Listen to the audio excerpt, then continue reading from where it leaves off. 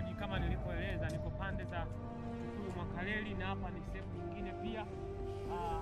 Hii sasa ndio miti ambayo huku inaitwa mipaina, lakini wenyewe Wanyakyusa wanapenda kuita mikambo kambo, lakini pia ni miti ambayo ni Christmas ya asili. Sasa kumekuwa na miti ambayo imekuwa ni Christmas na inakuwa ni Christmas ya bandia ile ambayo ni artificial, lakini sasa hii ukiona hapa bahati mbaya hii tofauti, sorry, imechanganya. Hii tofauti inaitwa mipaina. Hii ni kwa ajili ya kuvuna mbao kwa mtazamaji, lakini hiyo Christmas nitakuletea ikiwa inaonekana vizuri kabisa na picha ikiwa vizuri kabisa. Kwa hii ni miti ambayo inapandwa kwa ajili ya kuvuna mbao baadaye. Hiyo mambo vipi Tanzania, Afrika Mashariki na Kati? I'm going by the name of Gwiji la Vipaji. Bado niko pande za Mbeya na hii wilaya ni ya Busokelo na huku ni Tukuyu Mwakaleli. As you can see, unaweza kuona kule kuna kama maukungu. Hii ndio hali halisi ya huku, hali ya hewa ya huku jinsi ilivyo. Kuna ukungu, lakini kwa kule mbele ndipo hapo volcano. Ukisikia kama kuna volcano ilipukaga huku, na ndio kule ambako kuna pia, ukienda kwa mbele kule utakutana na sehemu ambapo yanapatikana makaa ya mawe, ndugu mtazamaji.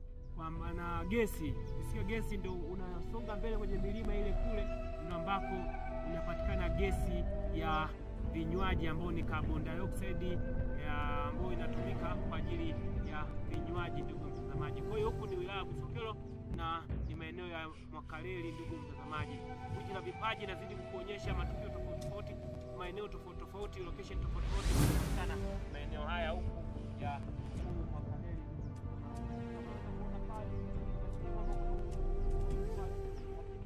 Kama kamuinuko fulani kama shimo na amebaki shimo kwa miaka ya sasa, ndugu mtazamaji. Na kwa muonekano tu, ndugu mtazamaji, nataka nikusogezee karibu ili eneo nalolisema ambao volcano lilipuka.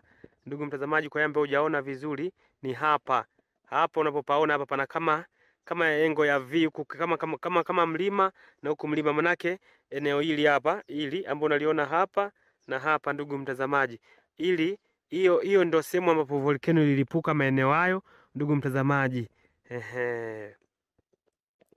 Kwa hiyo hii ni Tukuyu Mwakaleli, ndugu mtazamaji. Hili ndio eneo ambapo volcano lilipuka, na ukienda chini ya milima hii utakutana na mawe uji ambao ulishalipukaga, ndugu mtazamaji. Kipindi hicho ni hapa, kama ninavyoweza kukuonyesha hapa, ndugu mtazamaji. Hapo unapopaona hapo ambapo unaona kama kuna vimilima viwili huku na katikati hapo, hilo ni shimo, na katikati tena ya hilo shimo kuna mti mmoja mrefu sana na kuna mapopo ndani wanaishi humo.